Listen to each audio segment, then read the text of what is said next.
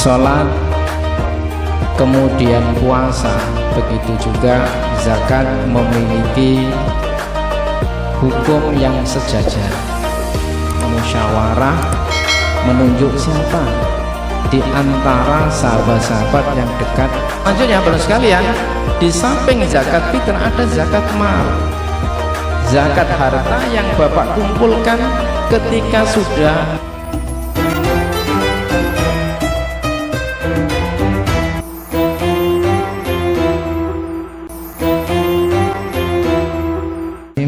Assalamualaikum warahmatullahi wabarakatuh. Alhamdulillahirrabbilalamin. Assalatu wassalamu ala asrafil anbiya'i wal mursalin Sayyidina Muhammadin wa ala alihi washabihi ajma'in, amma ba'd. Hadirin jamaah salat isya dan tarawih yang dirahmati oleh Allah Subhanahu wa taala. Sebelum memasuki acara salat tarawih secara berjamaah, kami akan menyampaikan beberapa pengumuman. Yang pertama, uang salat tarawih pada malam ke-24 sebesar Rp340.000.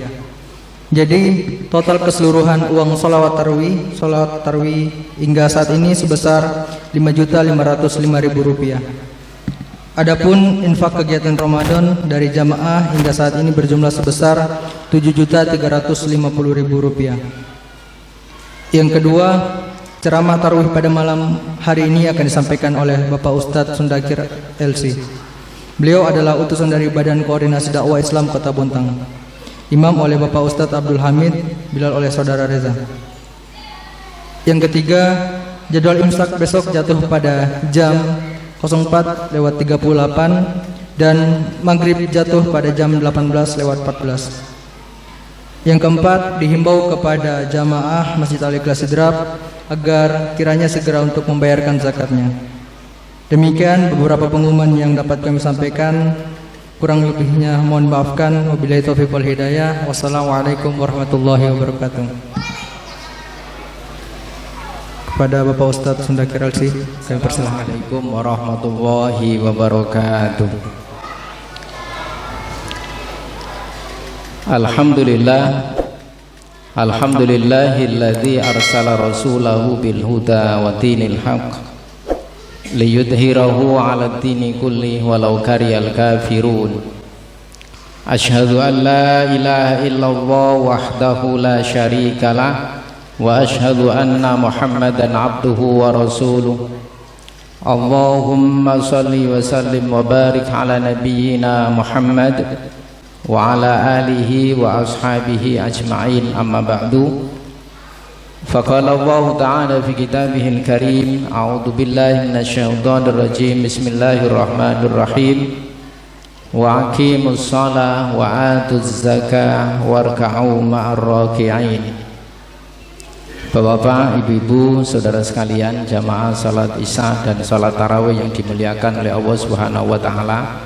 Pada kesempatan di malam hari ini, malam yang ke-25, Allah masih memberikan kesempatan kepada Bapak Ibu semuanya bisa hadir di Masjid Al-Ikhlas ini melaksanakan salat isya, dan insya Allah nanti akan dilanjutkan dengan salat sunnah tarawih dan witir. Kita senantiasa memohon kepada Allah semoga 24 hari puasa sudah kita laksanakan, begitu juga ibadah-ibadah yang lainnya mudah-mudahan diterima oleh Allah Subhanahu wa taala. Salawat dan salam kita sanjungkan kepada Nabi kita Rasulullah Muhammad sallallahu alaihi wasallam, para sahabat, keluarga, dan kita senantiasa berdoa semoga kelak di hari kiamat kelak kita akan mendapatkan syafaat beliau, amin ya rabbal alamin. Bapak Ibu saudara sekalian yang sama-sama dimuliakan oleh Allah Subhanahu wa taala, salat kemudian puasa, begitu juga zakat memiliki hukum yang sejajar. Ketika Allah Subhanahu wa taala menyatakan dalam Al-Qur'an wa aqimus shalah, kemudian digandengi dengan wa atuz zakah. Ada satu huruf yang menghubungkan antara perintah yang satu dengan perintah yang lain. Di awal Allah memerintahkan kita untuk melaksanakan sholat, dan kita pada hari ini melaksanakan sholat isya, begitu juga pada hari-hari yang lain sudah kita tunaikan. Maka kita harus perhatikan, ada satu perintah lagi ketika Allah mengatakan wa atuz zakat, dan tunaikan zakat.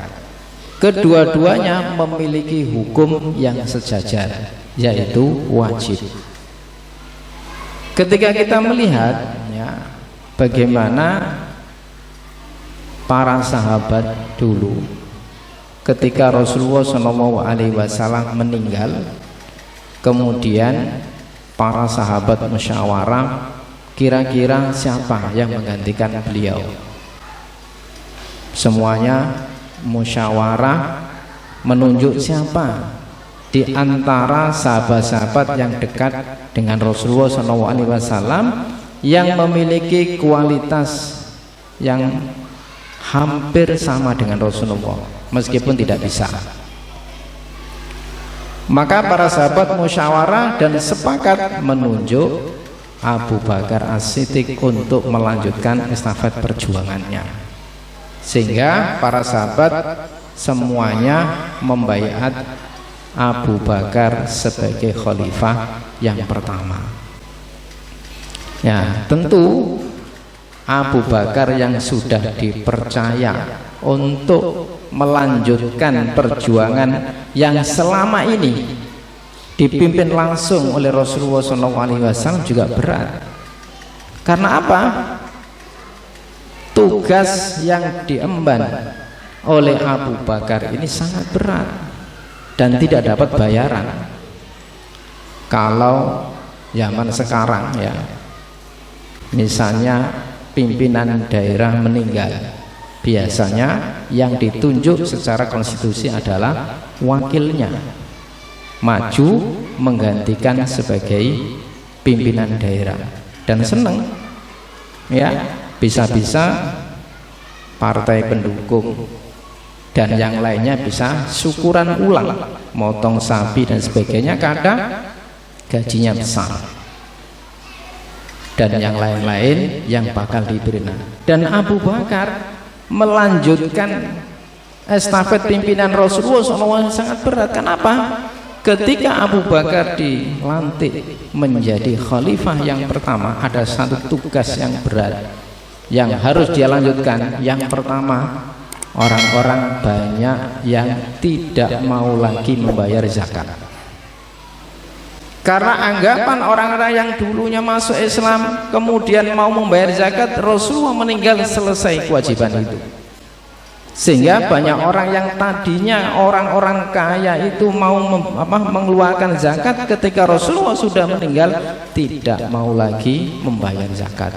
Maka program pertama yang diunggulkan oleh Abu Bakar adalah mengembalikan orang-orang yang tadinya mau zakat kemudian tidak mau zakat, harus kembali. Maka pilihan yang harus ditempuh oleh orang-orang yang tadinya tidak mau zakat, kalau tidak mau zakat lagi maka diperangi sampai dia meninggal. Itu adalah program unggulan yang dilakukan oleh Abu Bakar. Yang kedua, orang-orang yang mengaku menjadi nabi. Karena Rasulullah sudah meninggal, maka orang-orang yang mengaku pintar memproklamirkan diri sebagai nabi. Ada Musailamah Al-Kadzab, kemudian juga ada pengikutnya.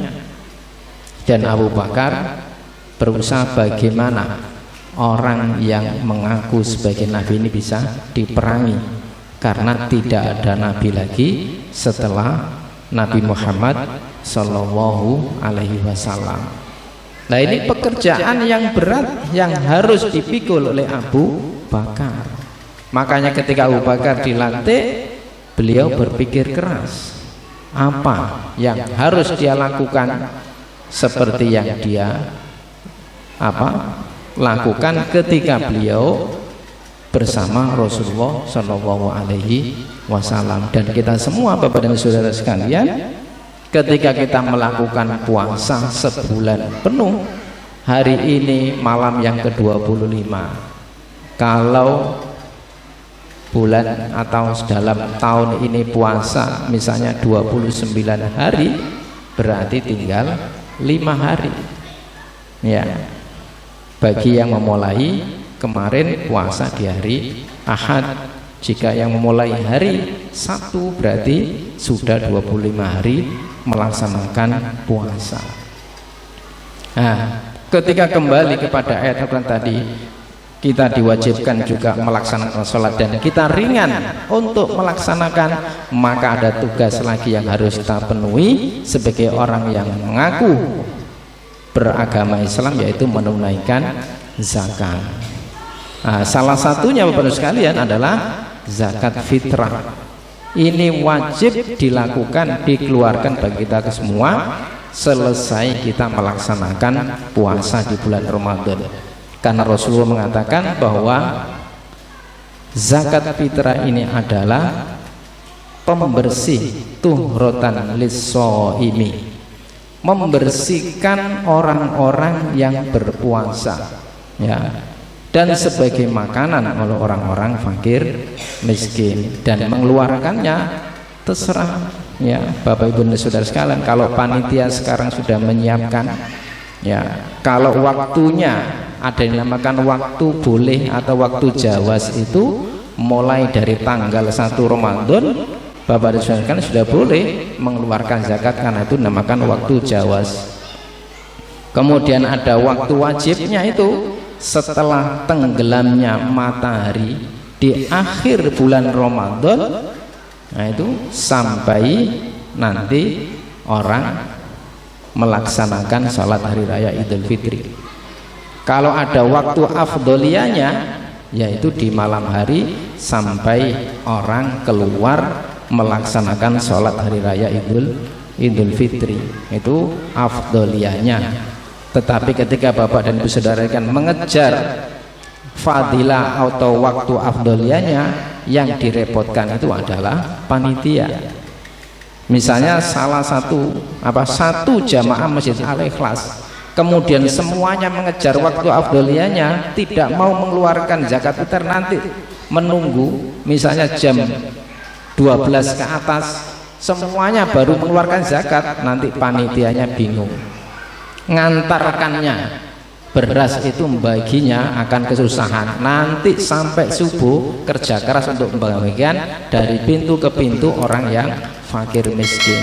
Makanya ada waktu jawas mulai tanggal 1 bulan Ramadan sampai terakhir itu dibolehkan. Nah, itu adalah memudahkan panitia untuk mentasarufkan atau membagikan. Makanya biasanya di 10 hari yang terakhir si seluruh UPZ panitia pengumpul zakat mengumumkan ke Bapak dan Saudara sekalian untuk mengeluarkan zakat fitrah yang sudah ditetapkan oleh pemerintah, yaitu kalau Rasulullah mengatakan zakat al-fitri so'an min tamr, ya, 1 so' ya, berupa makanan dari negara atau makanan sebuah kampung.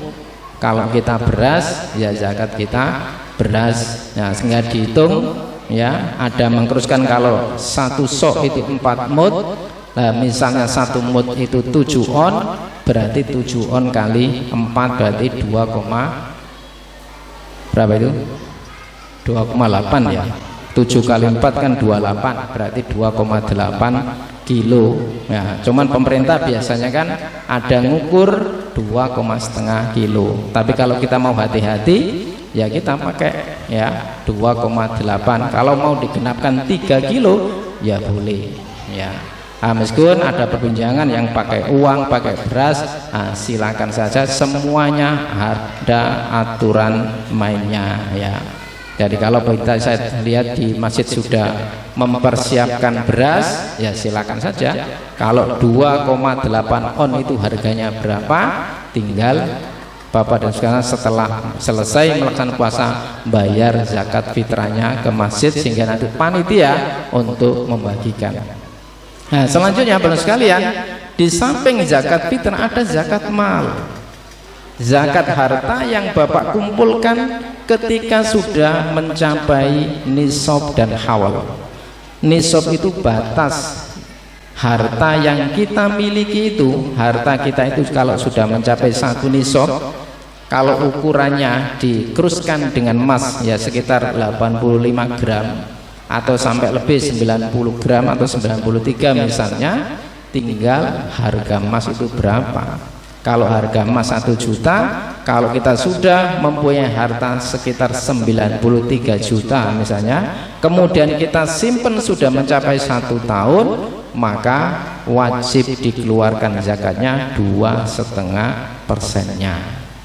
Jadi tinggal hitung aja, kalau uang itu genap 100 juta, berarti 2,5%-nya sekitar 2,5 juta. Itu kan gampangannya seperti itu. Lah itu wajib dikeluarkan, karena ketika kita sudah simpan harta itu pada diri kita sudah mencapai 1 tahun kemudian tidak dikeluarkan, berarti itu bagian dari kotoran yang kita makan sendiri, tidak kita keluarkan.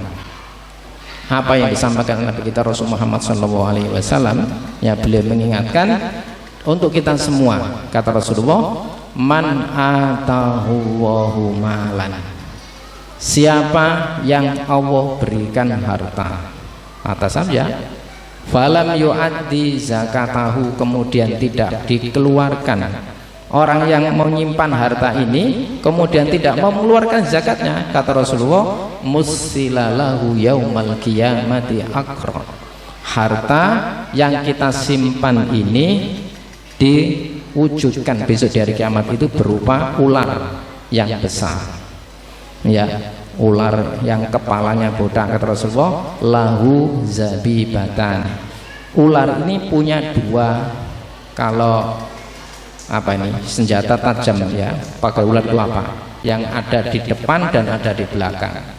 Kemudian ular ini apa, yutawwaku yaumal qiyamah, pada hari kiamat akan melilit orang yang telah memiliki harta ini dan tidak mau mengeluarkan zakatnya. Kemudian ular ini langsung ngomong, ya, ana maluka wa ana kanzuka, saya ini adalah dulu harta kamu dan simpanan kamu. Berteriak ngomong kepada orang yang telah dililit yang menyimpan ini, ya. Kemudian ditegaskan di dalam Al-Quran juga mengingatkan kepada kita, walladzina yaknizuna dzaba wal fidda, orang-orang yang nyimpan harta berupa emas dan perak, wala yunfiquna fi sabilillah, dan tidak mengeluarkan sebagai zakat di jalan Allah, maka pada hari kiamat akan dirupakan, ya, pada setrika. Yang bisa nyetrika ya muka kita, lempeng kita, punggung kita. Kemudian Allah mengatakan, hadza ma kanastum li anfusikum, inilah adalah harta yang kamu simpan, fadzuqul adzaba bima kuntum taknizun, maka rasakanlah siksaan ini sebagai balasan harta-harta yang dulu kamu simpan yang tidak dikeluarkan zakatnya. Semoga Bapak Ibu dan Saudara sekalian, kita yang sudah berada di 10 hari yang terakhir ini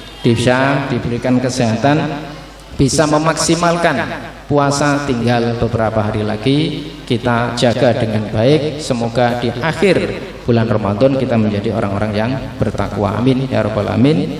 Kurang lebihnya dimaafkan, bila taufiq wal hidayah. Wassalamualaikum warahmatullahi wabarakatuh.